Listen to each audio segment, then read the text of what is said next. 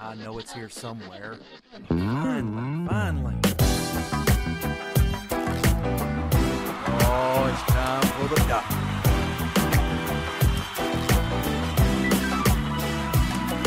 You're listening to Dr. Bill, the computer curmudgeon. Take it away, Doctor. Well, it's that time again, and the doctor is in. It's time for another Dr. Bill, the computer curmudgeon netcast.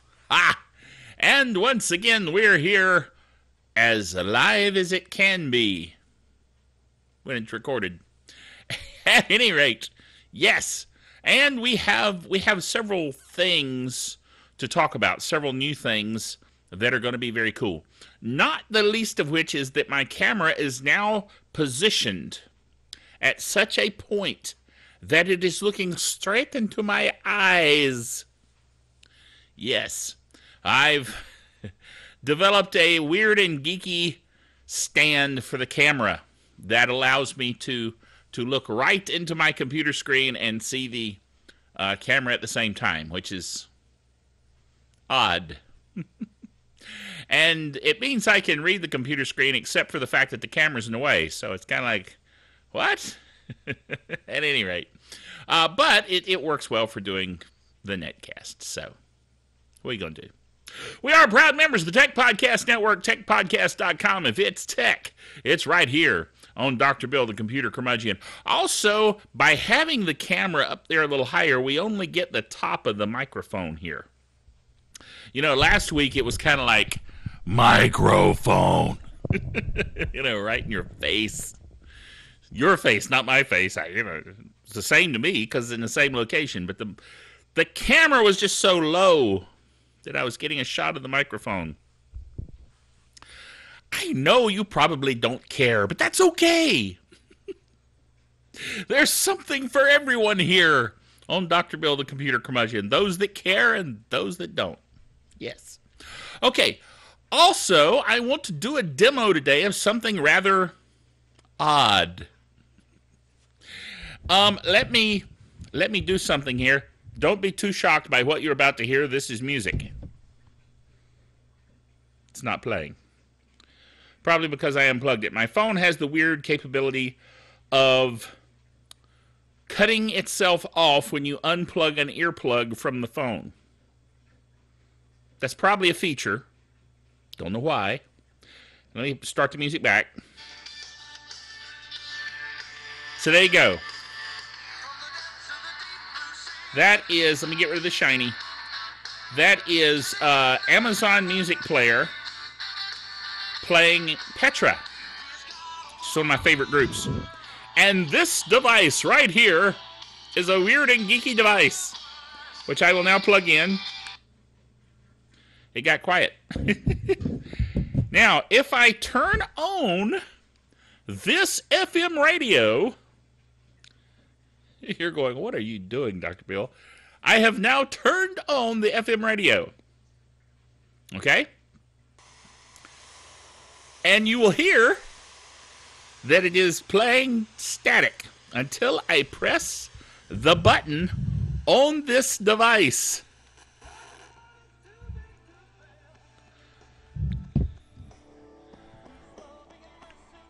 You see what it's doing, people? It's playing music. I'll turn it to where you can see the shiny buttons and lights. It's playing music from the phone through the device. Let me get back over here where it's near the camera. Through the device into the radio.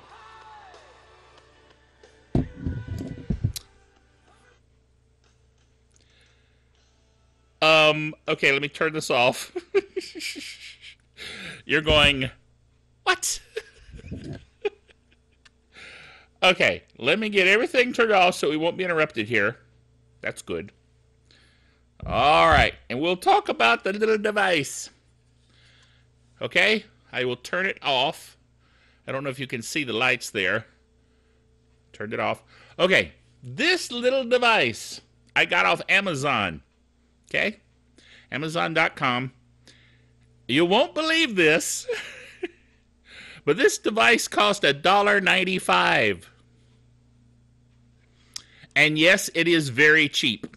You can tell by the build quality that it is quite cheap. Those are 2 AAA batteries. Okay? And it's mind-bogglingly inexpensively made. As a matter of fact, that was set on the... There's 4 preset radio frequencies that it can be set to. This was set on 106.7. Now, the radio picked it up on 106.8. So it's not very accurate. This is one of those electronic radios that dial in on the exact frequency. So it really is 106.8. But anyway, it's got 106.7, which really isn't. 107.1, 107.5, and 107.9. A limited number, I'll admit. There are some online that will allow you to dial in the whole spectrum of FM. But the cool thing about this is, as you might imagine, is that I could take my phone, I could play internet radio on my phone, plug this in, and play it in my car on the car radio. How completely geeky and cool is that? I'm just saying. So anyway, I know a lot of you are going, Dr. Bill, why do I even care? Because it's geeky and cool. Okay? That's what Dr. Bill, the computer curmudgeon, is about, is geeky coolness. Yes. So you saw it here first, and you saw it actually work. Yes. For $1.95. I mean, come on. Now, you may ask, some of you I'm sure are going, I really don't care. But some of you may ask, what is it really called, Dr. Bill? It's called the GTMax 3.5 millimeter FM transmitter car kit for Boost Mobile Samsung Galaxy Prevail. I think they just threw every kind of imaginable phone vendor at the end there. They probably would have kept going, Verizon, blah, blah, blah, blah, blah, you know. But they ran out of space on their headline. Anyway, the big thing is it's the GTMax FM transmitter car kit. Okay? It is, it says here in the technical details, brand new, non-OEM. I don't care. Play your MP3 songs through the car FM radio. Simply plug in the FM transmitter 3.5 adapter into your MP3 player headset slot. More technical details. And when you click that, it has no additional information. So that's interesting. The reviews. Once you hear the reviews, you will wonder why I ordered it. Okay? Listen to these reviews. The transmitter is very cheaply constructed plastic. It's hard to synchronize one of the 4 radio frequencies, at least where I am. Out of the 4 frequencies, only the first one works, with annoying background noise. Do not buy this item. The next one does the job cheaply, but that's how it's made. Cheaply. Works as described. You should know that when you buy one of these, the audio will only be FM quality. Okay, it's an FM device. What? Also, pops and hisses are heard when the cord is even slightly jostled. Cord from power plug doesn't attach very firmly. Easy to pull out. Oh, I forget to mention the power plug. It does come with a car lighter power thing, which plugs in. And they're saying that it comes out very easily. I'm sure it does. And then next one, cheap hunk of junk. Do not buy this. It's poorly made. The car adapter didn't work. It worked with the batteries, but only works on 4 radio stations. You get what you pay for. Yes, you do. You say, Dr. Bill, you read all that and you still ordered it? Yes, because it was $1.95. I can blow $1.95 and not even breathe hard. So I thought, why not? You know what I'm saying? And as you just heard, it worked. Aha! So, the secret, of course, the secret sauce, is that FM transmitters basically come on a chip these days. So it's only the cost of that chip. And then they surround it with some really, really cheap plastic. And that's it. So, but I thought that was pretty cool. Okay? And it did work. You know, so what's the deal?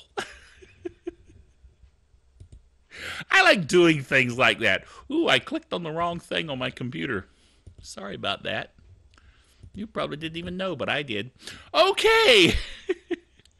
Next item. That wasn't even an item. It wasn't on the blog, but I just did it for fun. So, first item then. On, of course, the blog, which is drbill.tv, drpill.tv. I forgot to spell it out, but I just remembered, so I did. So there you go. Okay, this first item is that the Ender's Game trailer is out. Now, Ender's Game is a book written by an author, Orson Scott Card. Now, Orson Scott Card is a Greensboro, North Carolina native. Yes. So, I thought it was cool that we had a science fiction author right here in good old North Carolina, right in the Piedmont Triad, Greensboro specifically. And Ender's Game even mentions Greensboro. That's where Ender and his brother and sister are from, is Greensboro, which is weird and cool. And reading about Greensboro in a science fiction book was very cool to me. I don't know, it was just fun. Okay? Anyway, so I really liked Ender's Game and all the other Ender's books. And there are quite a few. And they're cool. So, I'm pretty jazzed about the movie. I wonder how well the movie will stick with the book. But I know that Orson Scott Card was very involved in the making of the movie, you know, in terms of being the consultant and all that. So I'm hoping it will be cool. And the trailer that I have a link to here, actually I have it embedded in the blog, looks pretty good. I mean, you've got Han Solo as the general. Okay, I know. It's not Han Solo. It is the guy that plays Han Solo, whose name just escaped my brain. I'm looking right at his face. Harrison Ford. Fortunately, my wife's brain does work. And she told me Harrison Ford. I would not have gotten it because I'm sitting here just completely blank. But there you go. So, Harrison Ford, looking very old, gray, and grizzled, with many scars and puffiness to his face. It really doesn't look good, but he makes a good general. He looks like the general. However the general might look. So, cool. So anyway, I'm looking forward to this movie. And this movie, I'm hoping it's good. You know what I'm saying? Because I like the books. So if nothing else, read the books. Okay, but the movie looks like it's going to be good. All right, next item here. More reasons not to use Internet Explorer. Like you need more. There are. The main reason not to use Internet Explorer, of course, is my rant, which has been a serial rant over many netcasts, that Internet Explorer version 10 does not support WebM video when sourced from the cloud. To which I still say to Microsoft, it's the truth. IE10 sucks, okay? And it doesn't adhere to web standards, just like every other Internet Explorer has never adhered to web standards. People had to write whole websites to include code that made it where when Internet Explorer hit the site, it wouldn't be completely squirrely. How bad is that? Well, it's bad. Yes. And so, but the current reason, best current reason not to use Internet Explorer is the fact that there are tons of security vulnerabilities. It's kind of like if you want to get infected on the internet, use Internet Explorer. Because you will. Okay? So Microsoft in the Patch Tuesday for May of this month's Patch Tuesday will fix two critical flaws in Internet Explorer. My fix, of course you should download, the patches and do those. But my fix would be just don't even click on the big blue E, which is hard to say. The big blue E. Don't do it. Use a real web browser like Google Chrome or Firefox. Come on, folks. Or even Opera. All of which, by the way, Chrome, Firefox, and Opera all support WebM video through the cloud-sourced places that it can come from, like my blog, unlike Internet Explorer 10. Yeesh. I even put a little thing here on the blog that says specifically, since Internet Explorer 10 does not properly support HTML5 and cloud computing sourced video, be sure to go to our individual video posts and click on the streaming M4V icon to view our Dr. Bill TV show, or switch to a real browser.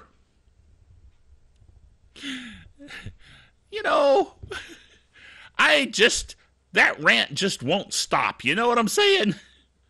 I mean, I was really ticked off over that. So, there you go. Also, I do want to mention, this reminded me as I was scrolling around on the website and saw this big ad. I need to remind you that you need to listen to us on Stitcher, Radio on Demand. We are now on Stitcher with all of our shows. How cool is that? So you can tune us in on Stitcher. And, of course, Stitcher has clients for, you can download for your phone, for your iPad and your iPod and your this, that, and the other, and your TV and your Roku and your everything has Stitcher available. So cool. There's even a Stitcher plugin for Chrome. How's that for wild? So anyway, Stitcher. Listen to Stitcher. You'll also note that this week we have no actual sponsors. Now, that's not because I ticked off GoToMeeting last week. No, it's just that they're taking a brief hiatus from all of their advertising via Tech Podcasts, 2 weeks. This week and next week, they won't be advertising through Tech Podcasts. So, that's okay. They can do that. They're the sponsor. So I don't know the rationale behind these things. Maybe it has to do with the time of year and people going on vacation. I don't know. But they do these things, So there. So we have no sponsors this week. Of course, if you want to click on the Roku ad, that would be nice. Click on the Roku ad on the website, drbill.tv, and go buy yourself a Roku. Particularly Roku 3. They're pretty cool. I have so far resisted buying one, but it probably won't be long. You know what I'm saying? So anyway, next item. Logitech is coming out with a new webcam. Now, I am currently, what I'm using right here to video this very netcast is the Logitech 920, okay, the C920, and it is awesome, as you can see. Well, they're coming out with a newer, cooler one, and the newer, cooler one will be called the C930E, okay, and it's going to have digital pan, tilt, and zoom. It will support the H.264 SVC and UVC 1.5 video encoding standards. It will, like this 920, do all of the processing of the video internal to the camera, which takes the load off of your PC. And it is, of course, 1080p high definition goodness. So pretty cool that the Logitech C930E will be out soon. This is an advanced notice of the fact that it's coming. Yes. Okay. Next item. Windows 8. A Microsoft product. Is it the new Coke? What? Yes, apparently this week many people were comparing Windows 8 to the new Coke. Now, if you remember the new Coke, which, by the way, I have before me a can of Diet Pepsi. It is empty, but I have it. I'm not drinking that much Coke anymore. It's too much sugar. But back in the day, back in the 80s, when Coke came out with new Coke, and said they were retiring the old original Coke, I panicked because I was a big Coke drinker. So I went out and immediately hoarded tons of old Coke. Yes, somewhere in a drawer, I still have a can of the original Coke because I thought it was going to be a collector's item. Anyway. But Coke, fortunately, came to its senses because so many people tried the new Coke and it blah, blah, blah.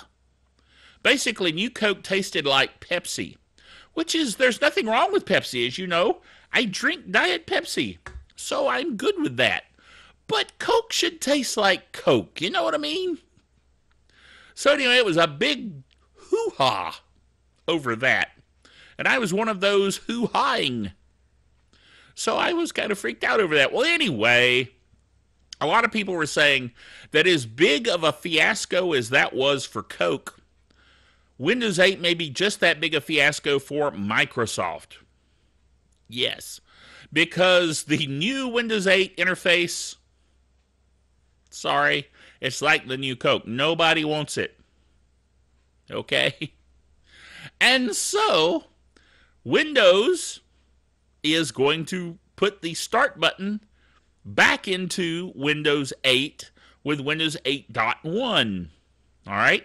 So a lot of people are saying they're basically doing what Coke did when they brought back the old Coke from the new Coke. And so Microsoft executive Frank Shaw said, well, that's not fair. He says our operating system is not a soft drink. And that's why he's a vice president. I think he misses the point. The point is, Coke brought out something nobody wanted. Then they took it back. Microsoft brought out something nobody wanted. Then they took it back. There you go. Okay. So, what? Oh! Thank you, Fred, for waking me up again with the Geek Software of the Week. Geek Software of the Week this week. That was the Geek Software of the Week drum roll, by the way, which warns us, yeah, kind of. It's more of a shock to the system, but anyway. It tells us that there is a Geek Software of the Week, and the Geek Software of the Week this week is GPU-Z. And no, that's not an anime superhero. GPU-Z. You'd think it is, but it's not. No, it's a tiny little program that you can run that's absolutely free that will show you tons of information about your video card and its capabilities and its power and what chipset it's built on and what drivers it has. And you can do a backup of your GPU BIOS, and you can do all kinds of things with this utility. It's pretty cool. I downloaded it. I installed it. I know, shock.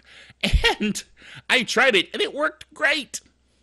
You can choose to install it, like really install it like software, or you could just run it as a standalone program, which is what I did because I know what I have in my PC. I put it there when I built my PC, so I know the video card. But see, you may not know what video card you're running, particularly if it's built into your motherboard or something. And so this utility is handy for that. See? Cool. So anyway, that's pretty much the netcast for this week. Short and to the point. And you gotta admit, this is a cool little dealie for practically no money. I mean, these days, think about it in terms of inflation. $1.95 these days is like a dime. You know what I'm saying? I mean, practically nothing that this cost, and yet it worked. I mean, come on, that's pretty cool. So, fun to play with. I'm going to take it out to the car and try it there. I did notice something about it when I was playing with it here, sitting here at the old desk. And that is that I'm messing with my phone. I have something stuck in my phone. There we go. So, the phone here. I noticed that when I had it plugged in and I was playing it, that if I got it close to the radio, it had plenty of bars. You know what I'm saying? Lots of power. But all I had to do was move it away just a little bit, and the bars immediately dropped off. So, I think that this probably doesn't broadcast very far. That's what I'm saying. So, you may like have to set it on top of your dashboard in your car to get it to work with your radio. But we'll see. I'll go play with it and find out. I think it's going to be cool. So, but $1.95. You know what I'm saying? So anyway, fun with the doctor and his geekiness.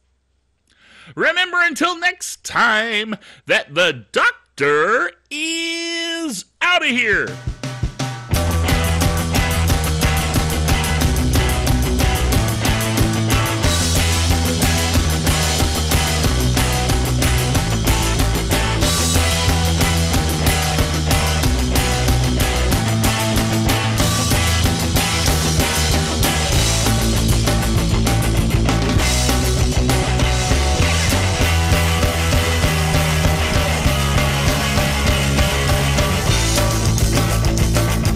Dr. Bill, the Computer Curmudgeon, is a production of DrBillDaily.net with all the honors, rights, and privileges thereunto appertaining.